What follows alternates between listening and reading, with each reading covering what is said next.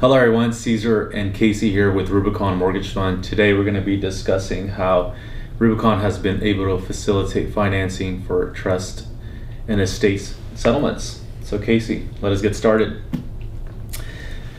How can Rubicon help? Yeah, so oftentimes conventional lenders have a tough time doing a loan to a trust, especially if it's illiquid, there's no cash flow generated. So Rubicon can step in. A lot of times trustees will need additional capital to settle the trust, to disperse the payments to siblings or whoever the case may be. So Rubicon, we're an asset-based lender, so we're more concerned with the value of the asset itself. Mm-hmm. We won't really underwrite the borrowers or the trust. So we're able to use the property as collateral and provide a cash-out loan for the settlement. Okay, when would you say this process is utilized? Good question. This process is generally utilized when there is real property held in an irrevocable trust. A lot of times we see situations where parents pass away and the property is passed on to the children. In many cases, one child wants to hold the property as an investment and the others would rather just have the cash. Generally, these properties, which could be residential or commercial, have been in the family for quite a while and have very little to no debt.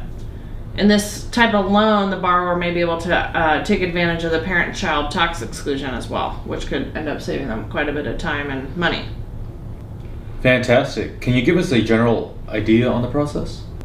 Yeah, so the first thing we need to do is figure out the loan amount. Rubicon will generally lend up to about 60 to 65% of wherever we find the value to be. Okay. In a nutshell, Rubicon will take the first deed of trust on the real asset and then distribute the cash out to the borrower, which is the trust in this case. And this is a necessary step implemented to potentially take advantage of the Prop 58 parent-child exclusion. After that, cash from the loan is distributed as needed to make the beneficiaries receive equitable payments.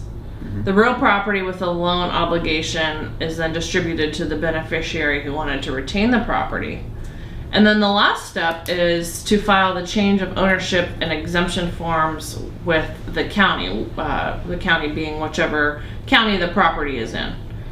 And I should mention that all of this should be done with the help of a trusted legal expert. We may be experts in private money lending, but this definitely shouldn't be considered as legal advice. This sounds like a very beneficial option for clients facing this particular scenario. How does Rubicon get paid off?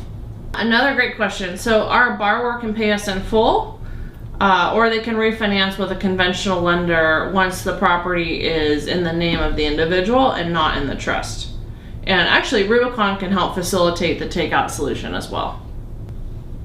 Well, thank you, Casey. All that information was very beneficial for us. For those that have questions on state settlements, how we could provide financing, how we could help, please reach out. Don't hesitate. We're here to help. Until next time, thank you. Thank you.